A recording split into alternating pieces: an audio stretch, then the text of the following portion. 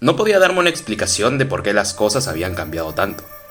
Eran tan solo las 6 de la tarde y me bastó una pestañeada de 10 minutos en el bus para que al despertar no hubiera ni una sola persona ni en mi transporte ni siquiera en las calles. A pesar de que alguien debía estar conduciendo el bus, había una pared completamente oscura que separaba la cabina de manejo del resto del vehículo, que me impedía ver quién estaba conduciendo. En fin, traté de no darle importancia a todo esto y solo bajé para seguir con mi destino. A pesar de ello, era difícil hacerse de la vista gorda. Todas las calles estaban completamente vacías. Parecía como si repentinamente hubiera vuelto la cuarentena obligatoria, pero era imposible. Tanto en mi reloj como en mi celular indicaban la hora, el día y el año actual 2023. Más allá de eso, no podía realizar llamadas y mis datos no respondían para nada.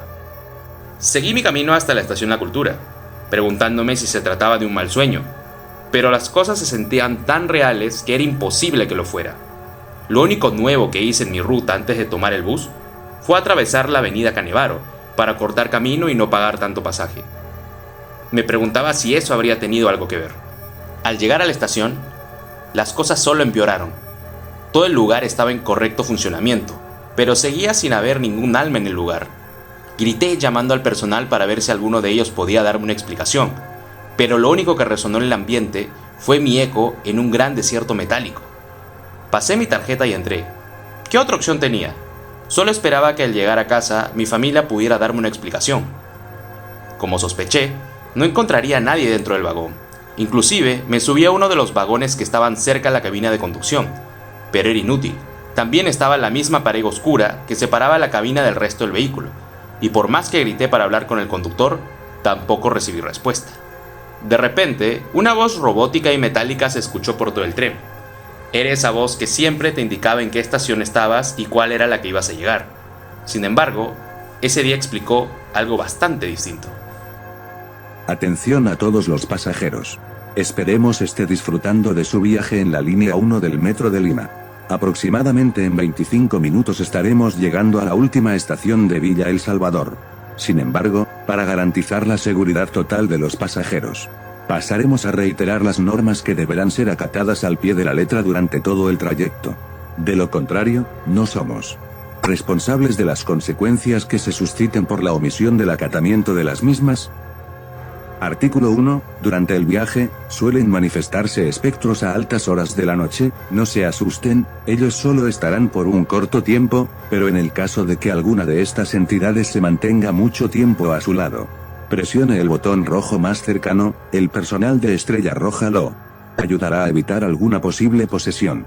Le advertimos que si no los llama, estará condenado a vivir con esas almas en pena por el resto de su vida. Artículo 2. Si durante el viaje comienza a presentar lesiones en alguna extremidad del cuerpo, ataques psicológicos por contactos con algún ente extraño, hemorragias, pérdida de alguna extremidad, o de sus pertenencias en alguno de los vagones, presione el botón rojo más cercano. El personal de Estrella Roja se encargará de auxiliarlo o, en el peor de los casos, suprimirlo. Por el bien de los demás pasajeros a bordo. Artículo 3. Por ningún motivo deberá intentar comunicarse con alguien dentro de la estación o los que se encuentran en las cabinas de manejo. Si a pesar de ello lo hace, al final de su recorrido un equipo médico de Estrella Roja se encargará de ponerlo en cuarentena como es debido. Artículo 4. Si detrás de las ventanas del vagón comienza a notar repentinamente paisajes, bosques, playas o templos, le pedimos que no se baje del vagón, ni intente sacar alguna parte de su cuerpo por la ventana. No sabemos a qué se debe este fenómeno, lo único que sabemos es que intentar acercarse a esos lugares podría poner en peligro su propia vida. Artículo 5. Si durante el viaje escucha voces de algún ser querido, familiar o conocido, ignórelas por completo y no siga ninguna indicación que esas voces le den. Usted continúe disfrutando del viaje. Esas voces se callarán muy pronto. Artículo 6. Pasando las 10 de la noche, suelen aparecer animales extraños, similares a perros o gatos, pero no lo son. Ni siquiera son animales y no sabemos qué son. Sin embargo, por ningún motivo debe tocarlos, solamente ignórelos, no los atacarán. Asimismo, si comienza a presentar algún tipo de comezón, deberá presionar inmediatamente el botón rojo más cercano. El personal médico de Estrella Roja intentará salvarlo, de lo contrario, su cuerpo será útil para los intereses de la institución. Artículo 7. Si durante el trayecto, el tren se detiene por algún motivo no avisado, deberá esconderse debajo de algún asiento. Entrarán hombres con túnicas negras, por ningún motivo deberá salir ni hacer ruido. Esas cosas no son humanos, pero les aseguramos que no tardarán mucho en marcharse. Artículo 8. En caso que se les indique bajar del tren por algún problema técnico, no deberá fijar la mirada en el vacío de los rieles. En ese lugar suelen haber anomalias que pudieran interpretar la mirada fija como un desafío y no queremos eso. Hasta entonces, y deseosos que sigan confiando en nuestros servicios, le deseamos a todos un buen viaje. Ya era oficial para mí. Más que un mal sueño, esto parecía ser una pesadilla. No me explico cómo pude llegar a mi destino después de presenciar todo tipo de cosas extrañas durante el recorrido. Ya en la estación Pumacahua, fui intersectado por un montón de hombres vestidos con extrañas ropas de color rojo. Lo único que recuerdo desde ahí fue sentir una aguja detrás de mi cuello, y cuando desperté, sentí el cuerpo completamente inerte sobre una camilla. Con bastante esfuerzo pude mantener la visión antes de volver a recaer en un profundo sueño. Lo último que alcancé a ver fueron un montón de doctores en traje rojo sobre mí, todos con la misma frase en sus ropas.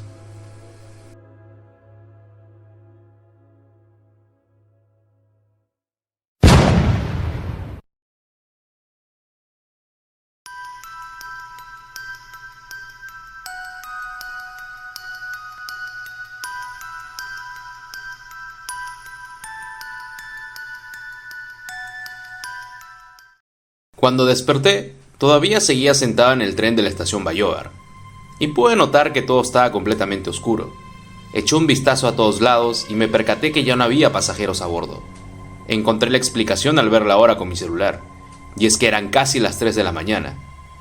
Todavía no puedo creer lo mucho que había dormido dentro, pero lo que más me costó creer es que nadie se percatara que yo seguía ahí dentro. Traté de comunicarme con el número de la línea 1, pero obviamente no recibí respuestas.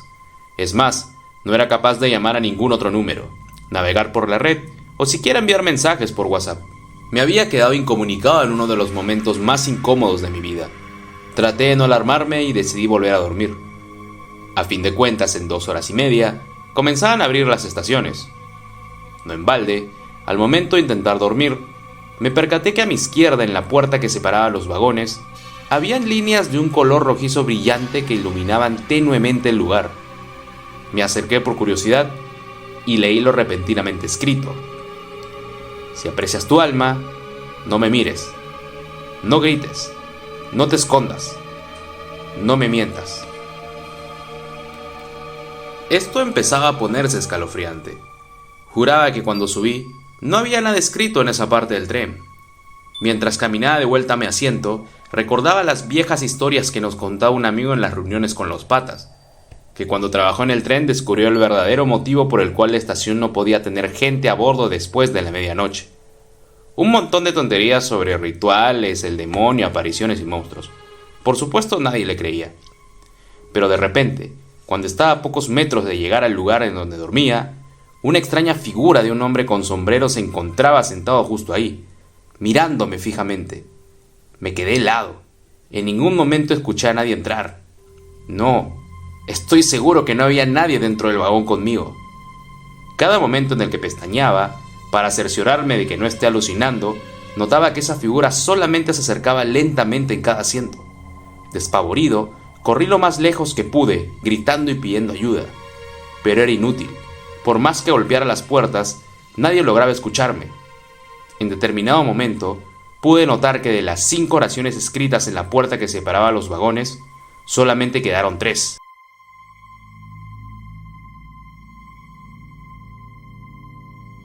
Antes de detener mi mente para pensar en ello, pude escuchar los pasos de alguien avanzando lentamente hacia mi dirección. Era esa extraña figura de negro que me acechaba desde lejos. Era enorme, medía más de 2 metros, su cabeza llegaba hasta el techo del vagón.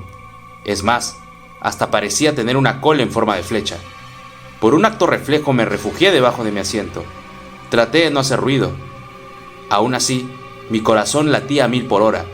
No pude mantener mis lágrimas del susto. Estaba a punto de desmayarme mismo. Sentía como el vómito salía de mi boca automáticamente. Cuando pude notar los pies de esa persona, que parecían los de una cabra, justo delante de donde me escondía, escuchó que me preguntó varias cosas en un idioma bastante extraño, pero que de alguna forma logré entender.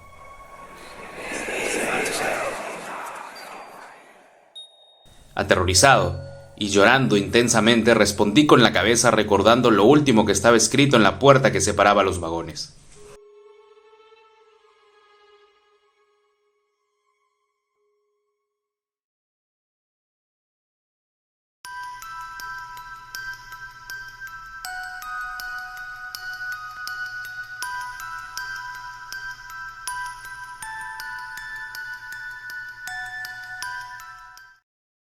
Eran las 5:30 de la tarde de un día como cualquiera. Regresaba de la universidad y luego de tomar el bus que me dejaba lo más cerca posible la estación Angamos, caminé tranquilamente para hacer mi cola como de costumbre. Bueno, decir tranquilo era demasiado en estos días. Después de la oleada de ataques en puntos cercanos de la capital, de aquel grupo del terror que volvía a azotar nuevamente, era recomendable llegar lo más temprano a casa caminando. No sabías cuándo un vehículo fuera a explotar nuevamente. De igual forma, caminar hasta la zona en donde vivo a estas horas era casi un suicidio. Ya eran las 6:30 de la tarde y abordé el tren con destino a Villa El Salvador, que me dejaría cerca a mi hogar. Pero entonces algo muy extraño sucedió. Un incandescente rayo de luz cubrió por completo toda la zona. Sentí una inexplicable corriente por todo el cuerpo y era como si mi mente se reseteara por breves instantes. Sin embargo, todo parecía igual después de eso. Permanecí en el vagón, ignorando lo sucedido, pero las cosas solo habían empezado a ponerse extrañas. Ya no veía a la gente como al inicio abordar el tren. Se veían algo borrosos, y cuando intentaba preguntar algo a alguno de ellos, simplemente me ignoraban. De entre todas las personas, solo pude mantener una conversación fluida con un par de ellas, pero cuando les preguntaba sobre el incidente del halo de luz, jamás respondieron. Simplemente me miraban como si no les hubiera preguntado nada. En breves instantes, estaba por llegar a la estación a la que bajaría. Sin embargo, nuevamente el rayo de luz volvió a azotarme sin previo aviso. Ahora, me encontraba nuevamente en la estación Angamos, pero todo era muy distinto. Habían otro tipo de personas dentro, pero la historia era la misma. Veías a todos de forma muy borrosa y casi no pude comunicarme con nadie ahí. Ni siquiera me respondían cuando preguntaba la hora, la cual no había dejado de ser las 6:30 de la tarde, según mi reloj en la muñeca. Sin embargo, de entre toda esa gente, había una chica muy hermosa a la cual había visto meses atrás en esa misma estación y a la que nunca me atreví a hacerle el habla por timidez. Sorpresivamente, ahora cuando la veía, no me sentía para nada nervioso y tenía la excusa perfecta para preguntarle cosas. Hablamos casi durante todo el viaje y respondió a todas mis preguntas a diferencia de los demás, para quienes era como si nunca hubiera estado ahí. No obstante, cuando tocaba el tema sobre el halo de luz, no obtenía respuesta alguna de su parte. Acto seguido, todo se lo vio blanco y brilloso de nuevo. Cuando abrí los ojos, me encontraba en el mismo lugar, en la misma estación, a la misma hora. Comenzaba a entender un poco más las cosas. De alguna forma estaba atrapado. Ese halo de luz me tenía encerrado en ese momento en el tiempo. Solo que esta vez, la cabeza me comenzaba a doler un poco, y sentía como si tuviera algo conectado a los brazos. Es más, hasta comencé a escuchar voces que no estaban ahí. Escuchaba a mi madre llorar mientras repetía mi nombre, cosa extraña pues la había llamado justo antes de entrar a la estación. Por lo que sabía no podía ser ella. Ahora, de entre toda esa muchedumbre que me ignoraba, encontré un par de amigos a los cuales no veía desde hace mucho tiempo. Comenzamos a tener una conversación de muchas vivencias pasadas de cuando éramos niños. Por ello volví a tocar el tema del halo de luz, pero como me lo esperaba, no encontré respuestas, ni siquiera preguntas de su parte al respecto. Ya estaba pronto a llegar a mi destino en la estación, lo que significaba que el halo de luz volvería, y así sucedió. El tiempo no avanzaba. Yo seguía atrapado ahí en un bucle que duraba aproximadamente unos 20 minutos por tanda, en donde me encontré con varias personas a las que ansiaba ver desde hacía mucho, y no podía hacerlo en su momento. Decidí dejar de preguntarme qué pasaba, y ya no me importaba preguntar sobre el halo de luz. Solamente disfruté mi viaje infinito con todo aquel con quien pudiese conversar. No podía quejarme de ello, Cada conversación era interesante y bastante amena. Sin embargo, de tanto en tanto, seguía escuchando voces con palabras raras. «Descarguen», «Otro intento», «Por favor, no te vayas». Después de incontables reseteos con el halo de luz, hubo un momento en el que ya no me encontraba dentro del tren. Todo era blanco y frente a mí había una senda que parecía no tener fin. De pronto, una silueta muy brillante de algo me dijo: «¿Ya estás listo, Sandro? Es hora de irnos». «¿A dónde?», le pregunté. «A un lugar a donde responderemos todas tus preguntas». Me callé y simplemente lo seguí. Total, quería saber al menos sobre el halo de luz. En un hospital, en una sala de emergencias, con camas repletas de afectados por el reciente atentado en la línea 1 del metro de Lima, los familiares de Sandro lloraban la noticia de saber que finalmente el chico había muerto.